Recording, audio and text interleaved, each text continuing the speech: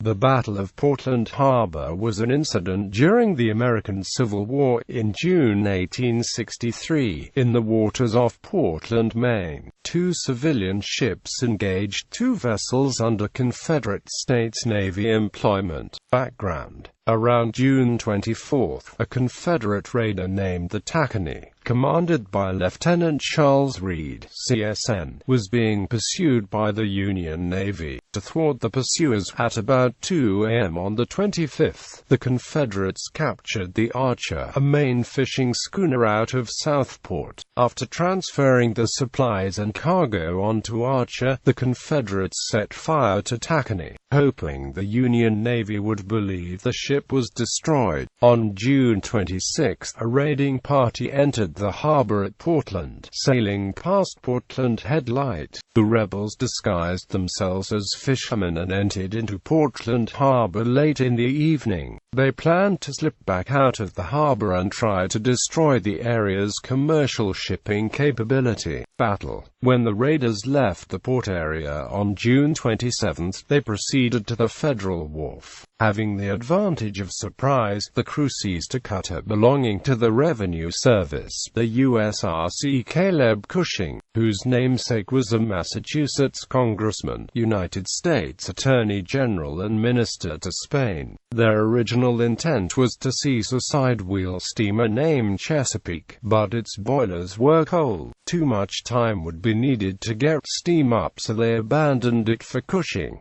They then made their escape and fled out to sea. News spread of the Confederate actions, and the Army garrison at Fort Preble in nearby South Portland was informed of the rebel intrusion. They had been observed by several persons while taking over the cutter, and public fury was fanned by the incident. Along with 30 soldiers from Fort Preble went a 6-pound field piece and a 12-pound howitzer. The soldiers, accompanied by about 100 civilian volunteers, commandeered the steamer Forest City, the sidewheel excursion ship, and the Chesapeake, whose steam was finally up.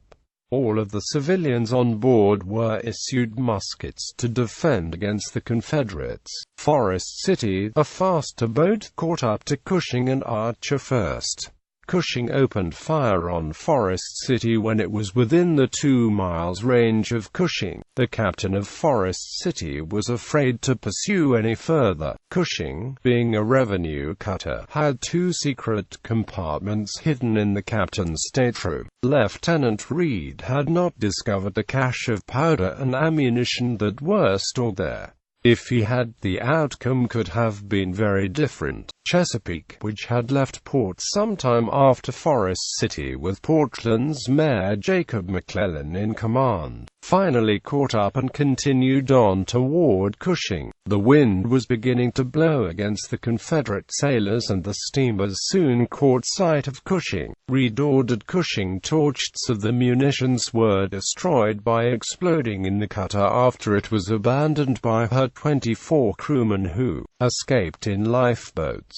They surrendered to Mayor McClellan and were held as prisoners of war at Fort Preble. Archer was also soon captured, and all the rebels were returned to Portland. Aftermath: it was discovered that the Confederates were in possession of over $100,000 in bonds. These were to be paid after a treaty for peace was ratified between the North and the South. Public anger against the Southerners was high, and additional troops to safeguard the prisoners were requested. They had to be spirited out of Portland during the night to prevent a riot from breaking in July, when they were removed to Boston Harbor, where they were then held at Fort Warren.